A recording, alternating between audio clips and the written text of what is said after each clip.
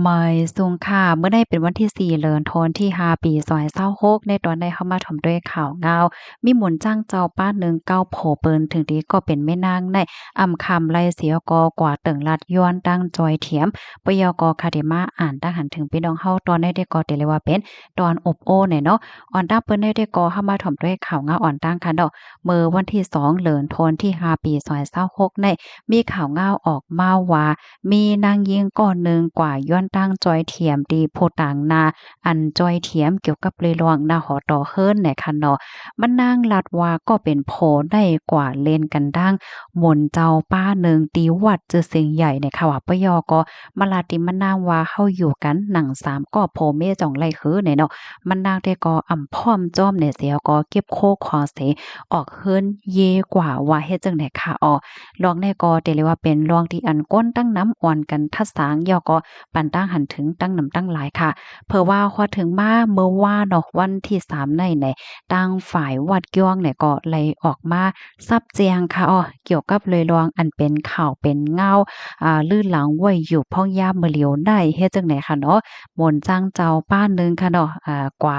ฮักแม่นยาโผเปิ้นให้เนี่ยถึงดีก็เป็นแม่นางใน เยือนไรเสียก็ไหนมีหลวงตรงหนึงเก็บโคของไปออกเฮิรนกว่าวัดสังว่าเฮ็ดจังไหนตั้งฝ่ายวัดเกี้ยงเนี่ยก็ป่องเลี้ยงซับเลี้ยงลาดเนว่ามนต์จ้างเจ้าป้านนั้นๆก้อยเป็นแขกมาอยู่ที่วัดเกี้ยงเหี่ยวก็เฮียนลิกเฮียนไล่กันนั่นก้อยจะเลยว่าเป็นมนต์เจ้ามนต์จ้างตีวัดเกี้ยงตีในเนี่ยค่ะนะปยก็ไล่ออกวัดเกี้ยงตีในกว่าจะเมื่อเหลือนทนที่10ปี2025ดีป่นมาก็เปิ้นนั้นแล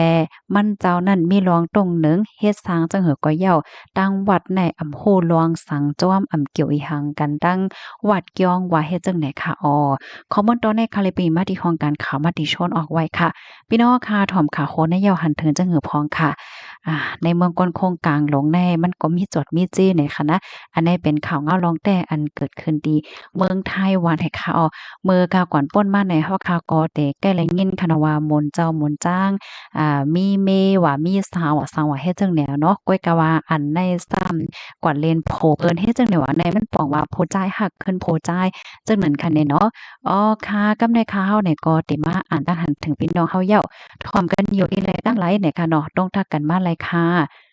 ไว้ทรงค่าฮับถอมปันแห้งอยู่ตาเสค่ะค่ะยินจมเย็นนำคันเนาะดิอันฮับถอมปันเอ็นปันแห้งเนี่ยค่ะ ยามหันค่าในว่าเนาะปันตาหันถึงมาดีหมอกกลมหางหลีมีหลายสีในค่ะนะนั่นเหี่ยวค่ะในเมืองก้นโคงกลางโดงในค่ะเนาะมันก็มีจอดมีเจเฮ็ดจังได๋ค่ะนะปันแห้งอยู่ตาเสค่ะมาเที่ยงค่ะเฮ็บดอบแต่ยามหันเฮ็บแดบแต่มีค่ะแม่นเหี่ยวค่ะหมางเจอแต่กลมเซเนเปิ้นก้วยตั้งเฮาอยู่ได้ก็ขึ้นใหญ่กอบเงินแขก้วยหนาแน่เนาะค่ะยินจมได้ปันดาหันถึงมาค่ะ เฮ็บดอบก็หวานเฮ็บแดบก็หวานเนาะข้าวใส่หม้อหอมก็แลใจกินตั้ง2มื้อเนี่ยค่ะเนาะแล้วลองเฮ็บแดบเนี่ยก็สำบ่เคยกินเนาะค่ะเนี่ยเฮ็บแดบเนี่ยเปิ้นได้คงลอผักเขียวเนาะปะยอก็โอบกินให้แหน่เจ้าเมียนค่ะผักเยอะนางเขียวใต้เฮาค่ะอันพี่น้องใต้เฮากินเนี่ยมันหวานเนาะยอก็มีผลฤทธิ์ออกไปอยู่หลิข้าวคิ้วเนี่ยได้ก็เฮ็บเรียบได้ออกยอค่ะอยู่เนาะยอก็เฮ็บดอกห้อยว่าสังว่าจังได๋เนี่ยอ้อม กล้วยกาจึงหือก้อยเหย้าค่ะนะลองเฮ็บในแต่ไฮไลท์สตีลองเฮ็บเหมือป้าเนาะมาเที่ยงค่ะแฮ่งการไล่เฮ็ดนาการไล่เงินเป็นคนไทยกล้วยกาไทยเขาตุกตึกก่าวแน่หิมการเขาเฮ็ดอยู่ไหนเนาะค่ะอันนี้ก็ปันตั้งหันถึงมาเพราะว่าเฮาค่ะมาด้วยที่ในเมืองไทยพ่องยามมื้อเหลียวในค่ะนะมันเตปลายเปิงกันตั้งมื้อหลาย10ปีที่ป่นมาเนาะมื้อกูป้องในก้นอันที่เข้ามาเฮ็ดการที่ในเมืองไทยก็มันเป็นแฮ่งการอันเปิ้นมาเฮ็ดการแต่เนาะมาเจอก็มาเฮ็ดการโซนโซมว่ามาเฮ็ดการโซนหมักมงโซนหมักจอกโซนหมักผ้า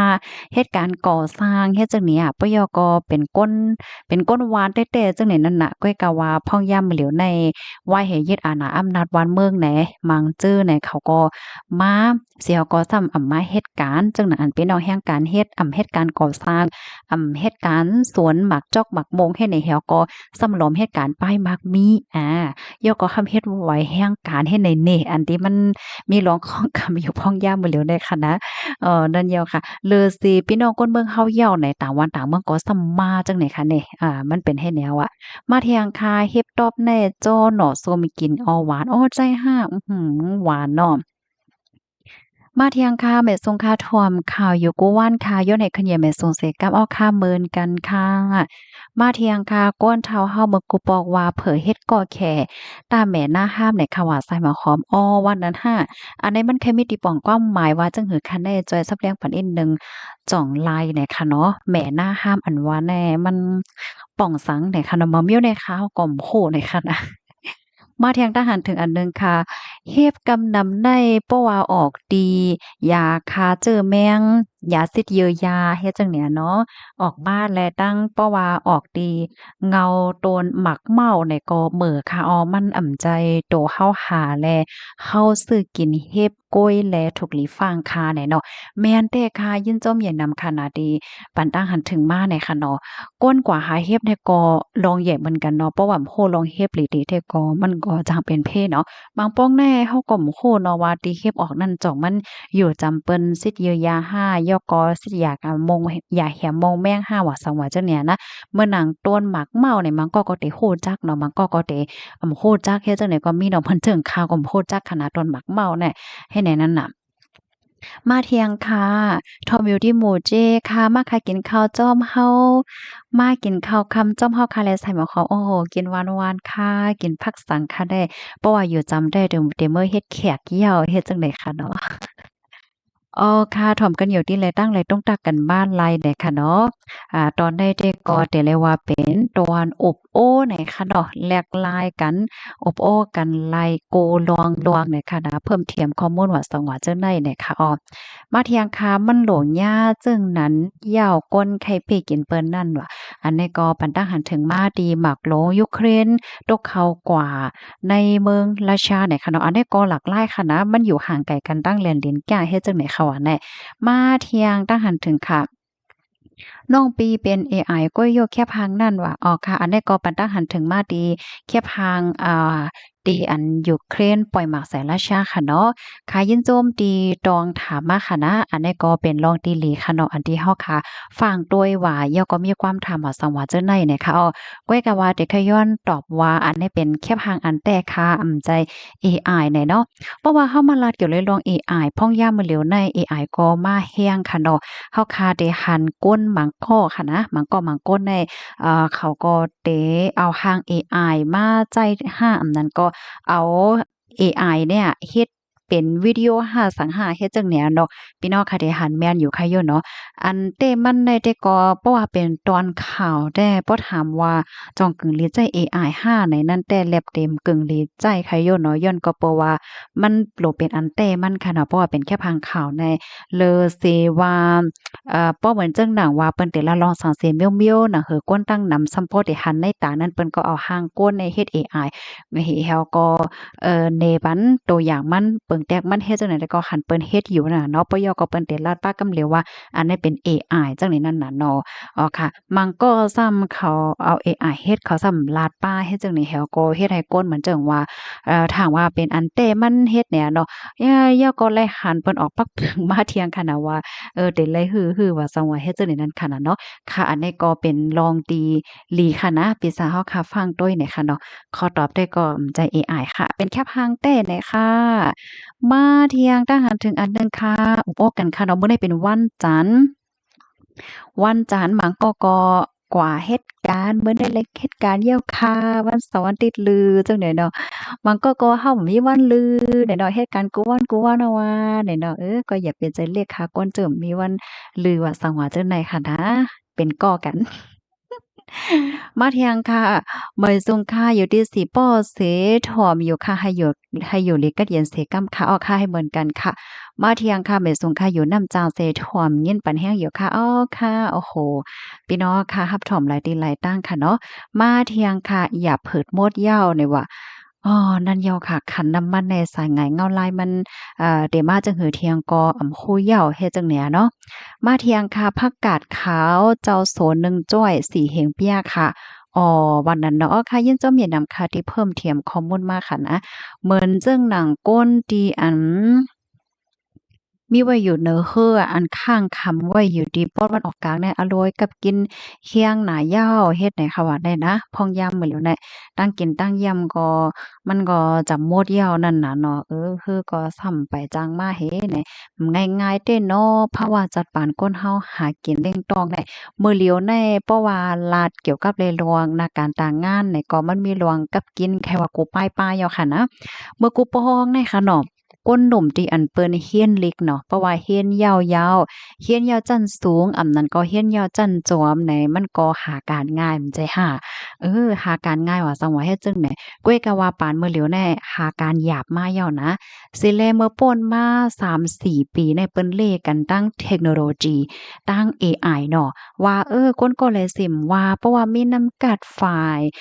เทคนิคฝ่ายเทคโนโลยีว่าซังว่าจังไหนได้ก็ได้หาการง่ายอ้อเลยตื้อตั้งนำอ้อว่าซังว่าเฮ็ดจังแหนเนาะเฮาห้าพี่น้องก็อย่ามาอกมาไข่ในกันอยู่เนาะเมื่อป่นมาไหนก้วยกาว่าสายงานเงาลายแน่มันเปลี่ยนไปหลากหลายเนี่ยมันไวน่ะเนาะพี่น้องเนาะป่นกว่าหลายปีก้วยเนี่ยมือเหลียวแน่ค่ะนะก้นที่อันมีนำกระทั่งเขียนฝ่ายเทคโนโลยีฝ่ายลิกลายฝ่ายเส้นสายไม้ฝ่ายเหตุการณ์หน้าคว่ำว่าซังว่าจังไหนแน่ ไล่ฮับพรตุ่มยัวน่ะในเมื่อเหลียวในนะมังก็เต็บตัดสินใจเฮียนฝ่ายเทคโนโลยีเมื่อป้อนมาหลายปีเฮียนนำไปตั้นยาวเนาะเงาลายลกซัมปอหลายยาวในเฮียงเลยว่ามันทำลายล่ะในมือเหลียวในนาการต่างงานอันเกี่ยวเลยลองลิกไล่ปลายเปข้อมูลว่าเทคโนโลยีว่ากูสำเซ็นเปิ้นแต่เขาเอาเอไอมาแต้นต่างก็เปิ้นนะนะว่าเอไอเนี่ยค่ะกูก็มันมาหิมการโกนเฮาเนี่ยนำหนาว่ามื้อเหลียวเนี่ย เหมือนจังหนังนาการค่ะเนาะก้นเหตุการณ์ในป่านเย้งเงินเขาน่ะเมื่อกูโป้งได้เพิ่นก็คอยมันจ้าเพราะว่าเขาเห็นฝ่ายเส้นสายไม้ได้ก็เพราะว่าก็ใหญ่มาได้จังเลยเหตุการณ์ที่ในป่านว่าซังว่าจังแหนอะเนาะเฮ็ดเส้นสายไม้ในลุ่มในใจว่าเหตุการณ์ผู้สื่อข่าวว่าซังว่าจังไหนเพิ่นก็สนใจจ่องแม่นมื้อเดียวกันจังไหนในเลยรับพรตุ้มยวนการข่าวก็เลยรับพรตุ้มยวนเหมือนกันนะเมื่อป่นมาเฮิงสังได้ค่ะเนาะBBC เนี่ยเพิ่นก็มีแผนที่ปลดออกผู้รับการ ยอก็พี่น้องค่ะฟังด้วยคลาของการข่าวหลายๆที่เนี่ยก็มีร้องกับกินมาว่าสังว่าเฮ็ดจังเนี่ยยอก็ฝ่ายเทคโนโลยีจังเนี่ยก็ตึกคือค่ะเอานะ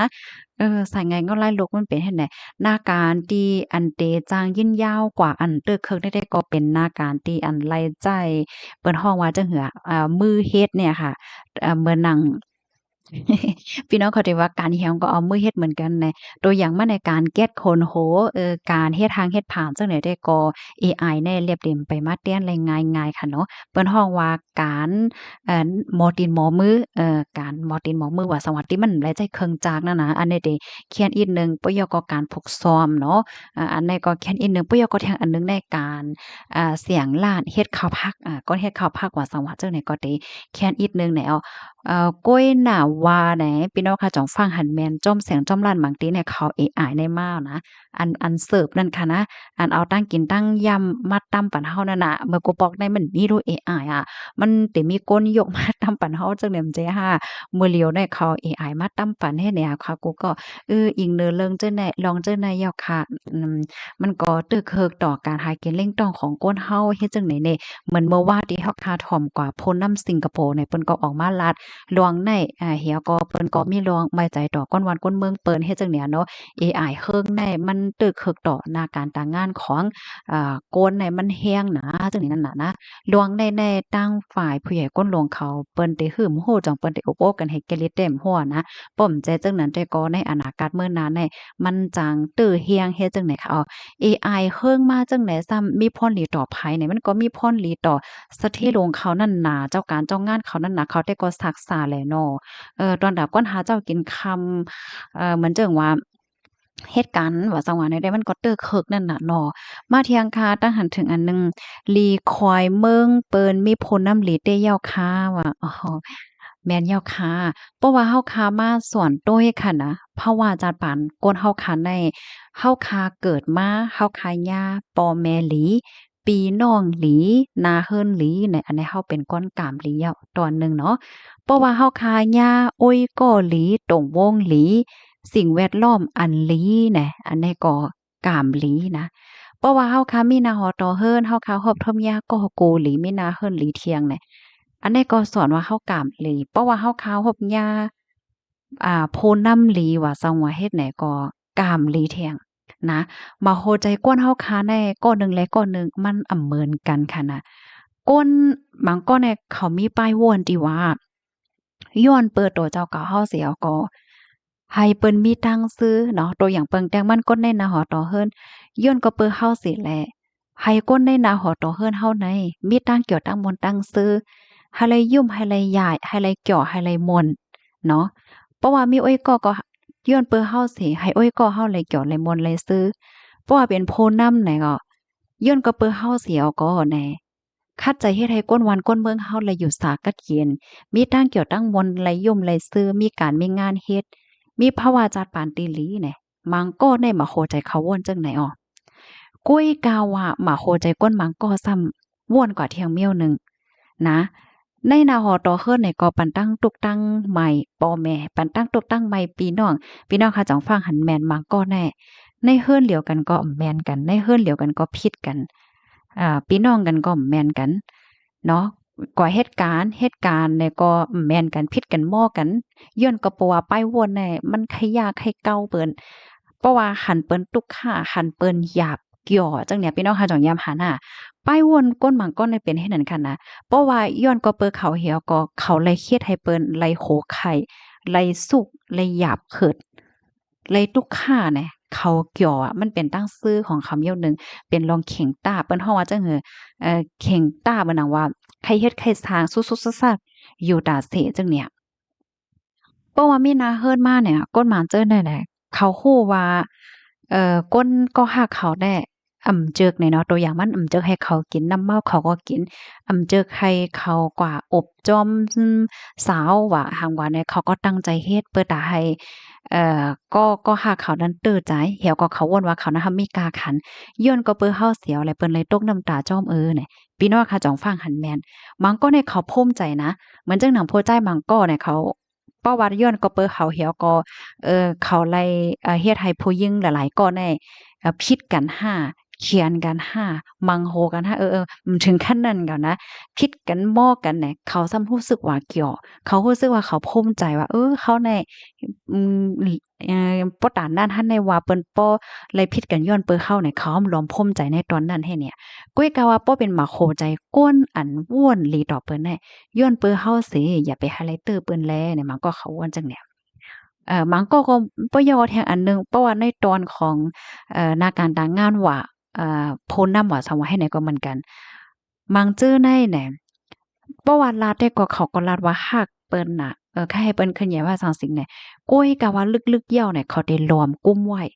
เนาะล้อมกุ้มไว้หนังหือก้นจังไหนในเต็มจางโต้งลายจางเพิ่นลายว่าซังว่าเฮ็ดจังเนี่ยเขาได้กำกินไว้เฮ็ดให้มันก็ได้มีนั่นน่ะกำนั้นแลมาเข้าใจก้นเฮาค่ะในมันเหมือนกันไปวนก้นเฮาก็เหมือนกันเพราะว่าเขาวนจังไหนเหย้าไหนตาเด็กก็ม่นแม่ก็มันมันก็หยาบเอาอะก็เปิ้นนั่นแหละการที่เฮาค่ะไล่คบทบยา ก้นหลีหลีก้นมีป้ายว่นหลีหลีก้นตีอันว่นใครเปิ้นมีตั้งชื่อว่าหังว่าเพราะว่าเขาคบญาจังนั้นแหละสอนว่าเขากำหลียอบ่ว่าเขาคาคบญาและมีก้นจังนั้นแหน่จัดปานเฮาก็เฮาโหลไลลุ่มละรักษาไว้หลีหลีอย่าไปเฮ็ดร้ายนำใจเปิ้นแหน่เนาะมาแทงตั้งหันถึงอันหนึ่งค่ะลองอองซานซูจีนั่นจางเอาโตเต้มันแหน่ไผเย้าว่าเที่ยงอีกหนึ่งก้วยมันได้ออกข่าวว่า ไฟไหม้เฮิรนเสียก็ป้ากว่าเหย้าเนี่ยโอ้เฮ็ดนั้นห่าโอ้นี่ก็เป็นโรงดิดหลีตกใจเนี่ยค่ะเนาะเฮาค่ะก็ไปด้วยกว่าค่ะเนาะค่ะมาเที่ยงได้หันถึงอันหนึ่งค่ะเมืองไหลแค่ว่าสังวาลามาในคำสนใจเมืองไหลว่าต่ออันเขาเฮ็ดดีโลเห็นจานั่นไผอาดำเฮ็ดสังเขาไล่หันต่อย่ามเหลียวว่าอองซานซูจีก็ต่อหนังนั้นยาว ปล่อยก็ปล่อยก็มีที่เขาปล่อยก็มีที่เขาก้อยแผ่มเฮ็ดสังเขาเลยหนังเก่าไหนเนาะอันนี้ก็ปันตาหันถึงมาหน่อยค่ะมาเที่ยงค่ะเอาดีไหลมาลัดอ่องซานซูจีเป็นอ้อยหลีตั้งแขแน่เนาะอ้อค่ะอันนี้ก็อยู่ที่ผู้คันปากของแขเขาเป็นก้นลาดเนี่ยค่ะเนาะเขาลาดว่าจังนั้นยาวหน่อยค่ะมาเที่ยงค่ะอองซานซูจีเป็นหือโมโหเนาะตาแค่หันโตเนี่ยเนาะอ๋อค่ะบ่มีรองคืบหน้าเดียวมาเปิ้นแผ่ปันค่ะเนาะมาเที่ยงค่ะข่าวตั้งในกำผาพองว่าอองซานซูจีโตแต่ไม่หึงยาโอ้วันนั้นค่ะอันนี้ก็เป็นเรื่องลี้ตกใจค่ะเนาะเฮาค่ะสืบไปด้วยกันค่ะเนาะเป็นหือพองมาเที่ยงค่ะยุ่มอยู่5มีน้ำใจจังนั้นว่ามิ่มมีเต็มหัวแต่ว่าข่าวลาดออกมาจังนั้นนั่นน่ะเนาะมาเที่ยงค่ะใจยอค่ะ เข้าพักได้อำไรไม่จ่ายเนี่ยค่ะแม่นยอกค่ะเมืองเฮาในแต่เรียกว่าเป็นเมืองอู่ข้าวโอนน้ำเนาะก้นเมืองเฮาค่ะเนี่ยก็มีน้ำกัดตั้งเขียนเกี่ยวเลยลองการผูกซ้อมนะลวงดีอันมีน้ำกัดตั้งเขียนการผูกซ้อมเนี่ยก็แต่เลยว่าเป็นน้ำกัดลงอันหนึงหนังเก่าค่ะนะอ้อ สอนเจ้าหนังว่าวันเมืองเฮาค่ะได้มันสุกมันมีปางตึกก้นเมืองไรไรโกไรแหในตนในแต่โอ้แต่เลยว่าเป็นเมืองที่ขยันไปสูงไว้ค่ะนะย้อนก็เพราะว่าน้ำลินหินผาก็เข้มเนาะก้นเมืองก็มีน้ำกัดรองการถูกซ้อมว่าสังว่าจังไหนเฮ็ดแนวเนาะอ๋อค่ะมาทางทหารถึงอันหนึ่งค่ะใบซุงกลางวันค่ะถ่อมข่าวก็อยู่ตาเสกค่ะเอาค่ะยินโจมค่ะมาเที่ยงค่ะเนาะเป็นไต้ขึ้นเต็กเต็งไต้นอกเมืองนั่น ยาจังนั้นแค้นหลียาวอะภูมิปนพรอำโลเอาเรื่องสังขาวอะอันนี้ก็ปันตาหันถึงมาตีโปเลียงใต้ก็หนึ่งค่ะเนาะถึงยาแห้งการสิก็เฮ็ดดีย้อนก็เปอว่าใจปันกาแห้งว่าสังว่าเจ้าในเนี่ยค่ะมาเที่ยงตาหันถึงอันหนึ่งค่ะลวงหมอเปี้ยงป้อหั่นใจเนอโตเจ้าเก่าได้ลำลองได้ค่ะเนาะว่าแม่นเหี่ยวค่ะ ก้นเฮาคะในหั้นนะเพราะว่าเฮาคะเกิดเป็นก้นมาในที่หนึ่งได้เพราะว่าเฮาคะมีเครื่องอังกาตัวคิงกลุ่มโทนในส่วนว่าเฮาคะโกสู่กามเลี้ยวค่ะเฮาคะก็เป้งป้อหั่นใจดีมันไหนค่ะเพราะว่าเฮาคะเป้งป้อหั่นใจยาวในจึงเฮาคะก็ซ้ำโดเลยหมอฮักโตเจ้าเก่าเฮาไหนค่ะเพราะว่าเฮาค่ะหมอฮักโตเจ้าเก่าเฮาในจึงไหนภะไลซ้ำเตมาฮักมังก็ในมงม่วงให้เปิ้นมาฮักมงม่วงให้เปิ้นมาเอ็ดรู้ว่าสังว่าจังไหนนะก้อยหน้าเพราะว่าเฮาคาแตกภาคตัวเจ้าเก่าเฮาหมอลุ่มลาดด้วยถึงตัวเจ้าเก่าเฮาหมอเฮ็ดให้ตัวเจ้าเก่าเฮาคามีตั้งเกี่ยวตั้งบนตั้งซื่อไหนเฮาคาไหนก็ได้เป็นก้นที่อันมีกุ่งสิกขาดในตัวเจ้าเก่าอันว่านั้นเย้าเฮ็ดจังไหนค่ะปยอก็เฮาคาซ้ำแต่ละเฮ็ดจึงหือแกเลดลวงใจเล็กใจน้อยบางก็เตใกล้ใจเล็กน่ะค่ะเนาะมัน เตใจเรียกว่าแฮ้งและภาวะจัดปานเฮาเป็นไหนแฮ้งและภาวะจัดปานเฮาเป็นเหมือนเปิ้นว่าสังว่าเจ้านายเฮ็ดเนี่ยเนาะข้าได้ก็แค่ปันตั้งแค่ใจว่าแดนที่เฮาคาแต่กลุ่มใจเล็กใจน้อยอยู่นั่นไหนเฮาคาเตอใส่ใจยอก็ปกป้องโตเจ้าเก่าเฮาค่ะเนาะอันไรที่เฮาคาโลเฮ็ดก็เฮ็ดสร้างกว่าเนี่ยค่ะหน้าการตางานเฮาคาในมันก็ได้เด้อขึ้นอย่างแม่สูงมากเนี่ยค่ะมันก็ในเพราะว่าเฮาคาอืมเพราะว่าหันไผเสก็มีภาวะจัดปานติหลีค่ะเนาะเฮาหันเขาเหย้าใน เตี้ยนตีเฮาคาเตใจเล็กใจน้อยเหี่ยวก็ป้องกรรมจะมาใจกรรมจะมาโดยเจ้าเก่านั่นในเฮาโลด้วยเขาเป็นแห้งใจเหี่ยวก็โอ้น่ะคือเพราะว่าจัดปานเฮาซัมป้อเตหลีขึ้นมาเหมือนก็นั่นในเฮาแต่ละเฮ็ดจึงหือหลาใน1 2 3เฮาติฮือในเฮามาเปลี่ยนไปหลากหลายตัวเฮาลูกที่เฮาคาเป็นก้นตื่นลา8โมงเนี่ยเฮาก็ตื่นมา6โมงว่า7โมงว่าเนี่ยเนาะลูกที่เฮาเหมือนจังว่าเฮาหันก้นๆนั่นมีเงินเฮามีเงินเฮาได้เลยคือไหน แต่ลูกที่เฮาซื้อกินข้าวผักกูวันไหนเฮาก็ซื้อผักในกะที่เฮาก็มาหุงกินหั่งก้วยนี่มันก็จ่อยรักษาค่ะเนาะรักษาเงินไหลตั้งหนาวค่ะนะมันก็ได้มีความถามว่าเฮาบ่เฮ็ดผักเนี่ยเฮาบ่เฮ็ดผักนะเฮาก็นั่นแหละเฮาซื้อกินกล้วยแหน่เนาะอันเนี้ยค่ะขย้อนปันตั้งเข้าใจว่าเมืองโก้แน่อำหมอเนี่ยมีค่ะมันอยู่ที่ว่าอำเฮ็ดกะนั้นก้อยเนี่ยเนาะเฮ็ดอย่างว่าในเฮงเก่าเนี่ยเนาะ เมื่อวันตั้งค่ะก็เฮ็ดเหมือนกันนะคะก้อยกะว่าเมื่อเหลียวค่ะก็เฮ็ดเหย้านะคะออกกำลังแลไข่ปันแห้งเอ้ยก็เอ้ยเสเฮาค่ะเนาะที่อันว่านำคำใจเกี่ยวกับเลยลองเฮ็ดข้าวเฮ็ดผักเฮ็ดจังใดนะ เพราะว่าเฮาบ่เฮ็ดเนี่ยเฮาก็ติว่าเฮาบ่เฮ็ดโยเนี่ยเนาะก้อยน่ะเพราะว่าเฮาค่ะเฮ็ดกว่ากูวันก็มันยามกว่าว่ะเพราะว่ามันยามกว่านี่มันก็เกี่ยวกว่าหั้งก็เหลียวมันเฮ็ดจั่งเนี่ยนะมื้อนี้ค่ะเราใส่หมอหอมเฮ็ดหมักอังขางต้มใส่ล้อเนื้อไก่นะคะว่าแหน่มื้อนี้นะมื้อว่าซ้ำเฮ็ดผักกาดลุงโคใส่ปลาแอบเนี่ยว่ะ จ่องเปิ้นเฮ็ดค่ะพี่น้องเฮาค่ะผักกาดลุงโคใส่ปลาแอบเนี่ยพี่น้องค่ะจ่องยามเฮ็ดกินห้าข้าก็ออกใจออกคอว่าจ้ามเฮ็ดได้โลดแลบได้หวานอยู่โยเฮ็ดเนี่ยเนาะก้อยก็ว่าเฮ็ดเบี้ยวในเหมือนหั้งป้อนแลบนะจ่องพี่น้องเขายามเฮ็ดจังหือก็อบกันเลยค่ะปลาแอบแน่อันข้าวใส่มะหอมแลใจกินเนี่ยเอามาซากินเนี่ยอันนั้นคัดเจอกินนะซากินเมื่อไรก็หวานตาเสียว่าปลาแอบซาเนาะ มาเที่ยงตั้งหันถึงอันหนึ่งค่ะกับปานมือเหลียวในหังฝางในออนไลน์ตั้งโตเตแน่มันเหมือนกันเนาะว่าซังเพราะว่าเขาคาดว่าด้วยอันในตอนในขณะข่าวเนี่ยก็ไล่หันบางก็บางก้นค่ะเนาะเปิ้นก็กือกันเปิ้นก็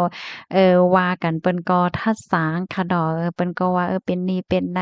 ห้างเนอออนไลน์เนี่ยเป็นนี้ห้างอันเต้เนี่ยเป็นนี้ว่าซังว่าจังใดเฮ็ดเนี่ยดอกก็หันเอ่อบ่ตั้งหันถึงค่าแรกส่วนตัวค่าแรกค่ะหันถึงว่ามันค่ะค่ำเลยสนใจในตอนนั้นค่ะไผแค่เฮ็ดหยังก็เฮ็ดก็อย่าย่อก็ค่ะให้ปันตั้งเข้าใจว่าเหมือนจั่งหนังพี่ๆน้องๆเฮาเนาะอ้อยก็อ้อยสิเฮาเนาะเขาไถแคบหางมาเนี่ยเนาะเขาไขแม่หางเฮาแม่น้ำแม่ตาแม่เสื้อผ้าเสื้อโคแม่ขนหางโตคิง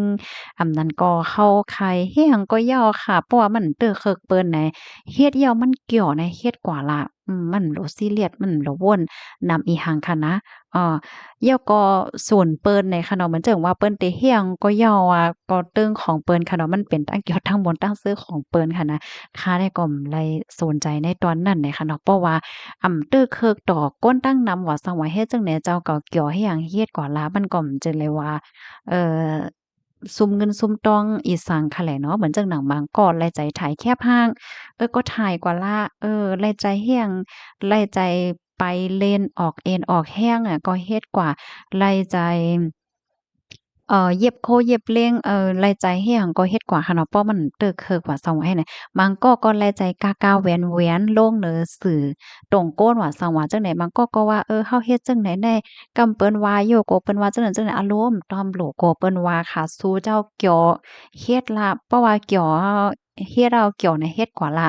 ค่ะว่าได้เหมือนจังหนังบางก็ว่าเป็นก้นอายุแย้วนะเป็นก้นเฒ่าก้นแก่ก้นหางเอาว่า เฮาฮ้องกว้ามเฮ็ดต่างเฮิ้นสีลำเฮากะกะแหวนๆได้เปิ้นติว่าเฮาโยสังโยชน์เนี่ยมันก็นักใจอยู่เนาะอันใดค่ะแค่ปันตั้งแค่ใจว่าโลนักใจค่ะเมื่อสู่เจ้าเฮ็ดแล้วมันเกี่ยวก็เฮ็ดกว่าล่ะนะค่ะให้ปันตั้งแค่ใจว่า1ลองเฮ็ดตามสร้างเฮาค่ะแน่เพราะว่ามันอำเพ็ญปักเปิงหมายมีเนาะ2อำเพ็ญศีลเพ็ญธรรมเนาะอำกว่าเขียมเบิ่นอำกว่าลักโคเบิ่นอำกว่าก้นลูกถุงเมเปิ้นอำกว่าเรียนเปิ้นในนั้น เฮ็ดกว่าละนะเพราะว่ามันผิดศีล5เนาะผิดศีลผิดธรรมผิดปักเปิงหมายมีเนาะลองเฮ็ดตามสารเจ้าก่อนนั้นตึกเคิกเปิ้นว่าหาว่าเฮ็ดจั่งใดเฮ็ดกว่าละเกี่ยวๆม่วนๆเซ่อๆใจเพราะว่าจัดปานเนาะบ่รู้ว่านำคำใจแฮงกะหือย่อก็ส่วนเปิ้นเดแฮงก็ย่อเรื่องของเปิ้นโลกว่านักใจจ้อมไม่ยอก็โลกว่าเซกว่าเนกว่าว่าหังค่ะนะส่วนตัวข้าก็บ่ได้สนใจในตอนนั้นอันที่ข้าวใกล้มาฟังแหน่โกนเจออันใกล้เอาเงินเอาตองมาโชว์มาเหนมาจ้อนั่นอันนั้นแต่ข้าได้ก็ปันตั้งแค่ใจว่าลดย่อมพองเกาหลีแหน่อันได้แต่เฮียงเลยค่ะซ้ำว่าจังนั้นแหน่ข้าไม่ใจว่าโกมันเตึกคึกดอกก้นดังนั้นมาเนาะเปิงโลงมันก้นที่เป็นแห่งการเนาะมันจะว่าเจ้าก็สำรัดว่าเจ้าก็เป็นแห่งการสำรัดว่าหนึ่งเหลือในแหล่งเงินเป็นกันหันกันให้พี่น้องค่ะได้หันแม่นจ้าจังได๋เนี่ยเพราะเปิ้นหันว่าโอ้เขาได้แหล่งเงินนำหน้าในสังคมของเปิ้นมาขึ้นกาวัดกาไหวแล้วก็เปิ้นออกเปิงเก็บขวัญที่แห่งการค่ะโกกันนานแกป้อมใจจังนั้นนะคะก็บ่ได้สนใจหรอกไผไข้อดไข้จั่วหังจึงหือก็ย่อเนาะมันก็เป็นตั้งชื่อเกี่ยวของตัวเจ้าเก่าหั้งไผมันเฮ็ดได้นะอบโอ้กันมาเลยค่ะถ่อมกันอยู่ที่ไหลตั้งไหลพวงไหนค่ะนะ ย้อนให้พี่น้องเฮาเขาอยู่หลีลอดเพศกันกูก็กูก้นคานอสังว่าคอความอันไหลที่ว่ามันตกคงตกหายคำไหลอ่านแม่นย่าไหนก็ย้อนน้อมใหญ่นำค่ะออมอยสูงค่ะ